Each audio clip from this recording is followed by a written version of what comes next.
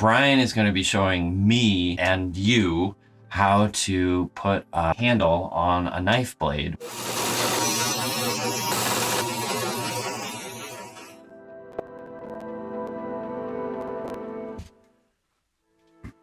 There you go. Boom.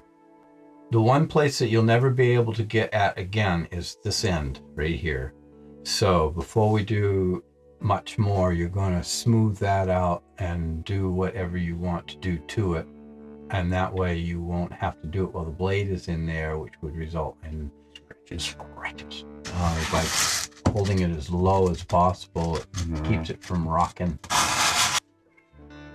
No. Always kind of tricky to find the holes on a piece like this because you know they're kind of hidden in there. So what I did was I put it in the handle and buried it down so I could just see the holes above the handle here, and I marked the center here, and I did the same on the other side. And idea. Oh yeah. Is from New England. I continued those marks up with my square here. Square. Yeah. So then I'm going to bring one over to the other. Places them pretty good. That should be where it goes. I'll have to do a super cut of Benjamin busting into our videos. This is a scribe I used for scrimshaw. You might have seen it in one of those videos, but it's triangular, so it actually has a cutting ability when you turn it. We're creating a center punch hole, so you want that point right in the center of that circle to make your drill go where you want it to, because sometimes those drills tend to wander. When you think you got it where you want it, you start going in, and then because it's spinning, it goes right over there.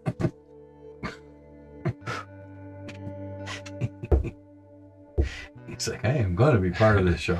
No matter what. Camera's right there, Benjamin. Find your camera. Find your camera. What? Where? What? What?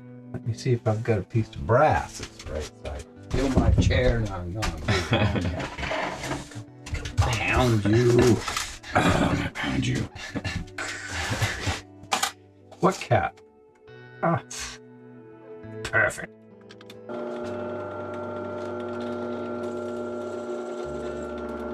Okay, what I'm doing now is I'm cutting this.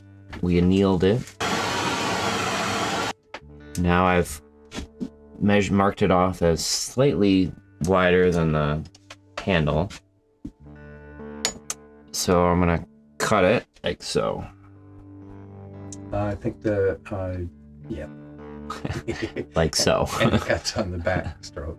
Cuts on the back stroke. Yeah. Towards me.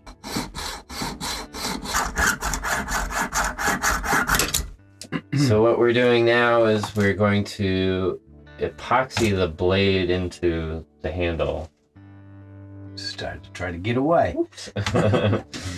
Two-part epoxy, fairly quick, sets in 30 minutes. Put it on the blade? I would put a generous amount in the slot, because if you put it on the blade, most of it will scrape off on the way in. You don't need a ton of it.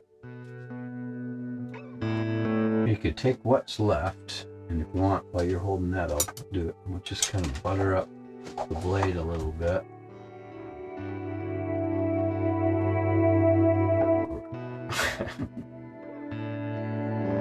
If you need two.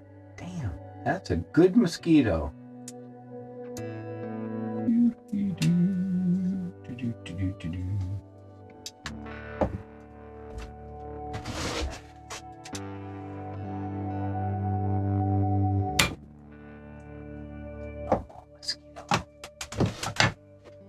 What just happened?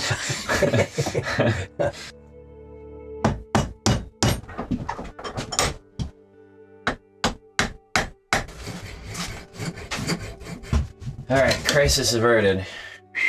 I didn't quite have the holes lined up. And then when I started putting the rod through, it kind of got all smashed up. Yeah. So Brian pulled it out, put a new rod through, I cut it off. That would be where the voiceover would say. Max doesn't get this rod through, the knife won't be finished before winter. We'll all starve to death.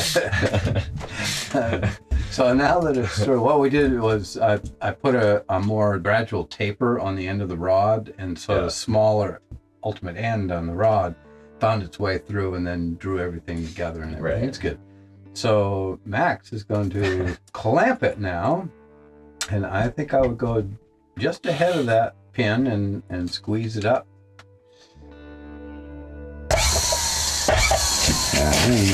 You'll get used to, if you run it too fast, it'll gag up and burn, and you'll find the speed that's happy for you.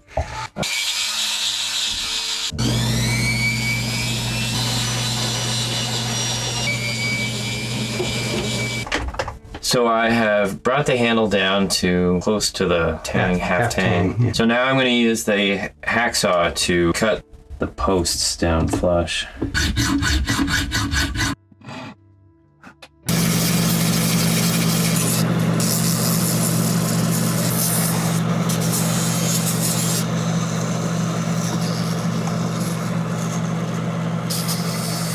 So we're almost done with the knife. We got to this point with a lot of sanding, and this is a rolled up newspaper done up with duct tape wrapped in sandpaper. And you just kind of work it, and you have to really, hold it and see what's comfortable, and you get to the point where it's comfortable. The nice thing about those rolled up magazines is that it's soft and like a rasp or a wooden block, so it'll go over contours. So we are at the point now where we can treat this handle with whatever you're going to use, which could be linseed oil, Mineral oil. yeah, lots of different things. We're going to use bear grease because it sounds cooler. Because it is cool. Where would people get bear grease other than shooting a bear? Well, I don't think there's a commercial outlet for it. It's good to know a hunter if you're not one yourself. Most people that hunt bears don't have much use for the fat, and if they get them late enough in the fall, there's a lot of it on there. So yeah, you could put your little order in. But you take it and then you render it down in a pot of, over a fire. That's what I did. There's probably a bunch of different ways of doing it. One bear, I got like almost 5 gallons of oil off of. Wow. Right there.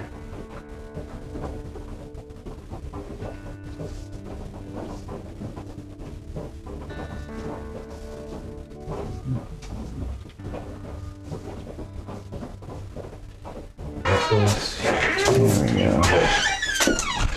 So this side is still undone. And how many coats should this take? Well, that will soak in, 2 or 3 coats would be nice. It's not really what you call a drying oil, so you don't expect to get a real shine off of it. You just want it to go in and protect the wood. What will happen is through use, the oils the user's hand plus whatever food it's being used with will contribute, but it's mostly the use with the hand will burnish it over time into a nice shine. Beautiful. Yeah. Very, very nice.